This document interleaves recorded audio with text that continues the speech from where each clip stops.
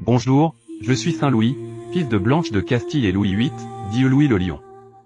J'ai été roi de France, et je suis parti 2 fois en croisade. Je vous raconte mon histoire. Je suis né le 25 avril 1214 à Poissy et je fais partie de la dynastie des Capétiens. Je suis plus connu sous le nom de Louis IX. Ma mère m'a donné une éducation très pieuse et très stricte durant toute mon enfance.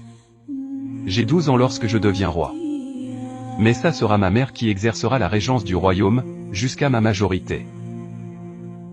Durant mon règne j'ai mené de grandes batailles. En avril 1227, le roi d'Angleterre, Henri III, me demande une trêve. Au début de l'été 1227, mon royaume est en paix. Mais je ne suis encore qu'un enfant, et cela ne plaît pas à tout le monde. Des seigneurs complotent contre moi et envisagent de m'enlever. Lorsque je rentre de Vendôme avec ma mère, par la voie d'Orléans, la route est bloquée. Fort heureusement, certains de mes sujets viennent à notre secours. C'était la révolte des barons. Quelques années plus tard, je me marie à la belle Marguerite de Provence, le 27 mai 1234, à la cathédrale de Sens. En continuant mon rôle de roi bâtisseur, grâce à l'héritage laissé par mon père, je construis plusieurs édifices dont l'abbaye de Royaumont près de Paris. Ma mère fait construire l'abbaye aux Dames de Maubuisson, et je fonde aussi la Sainte-Chapelle, à Paris. Plusieurs années s'écoulent et des mesures sont prises dans mon royaume. Je rends la justice sous le chêne, je fonde la Sorbonne, j'agrandis mon royaume en ajoutant le Languedoc en 1258, j'établis ma monnaie partout.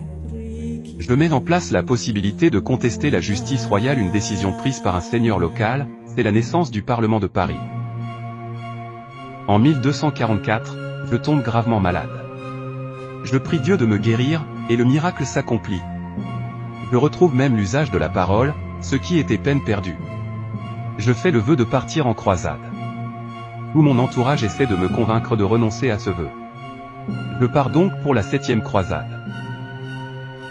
Le 12 juin 1248, je saisis l'oriflamme et je pars de Saint-Denis. Je fais mes adieux à ma mère et me dirige vers le Midi. Au milieu du mois d'août, j'arrive à la cité d'Aigues-Mortes.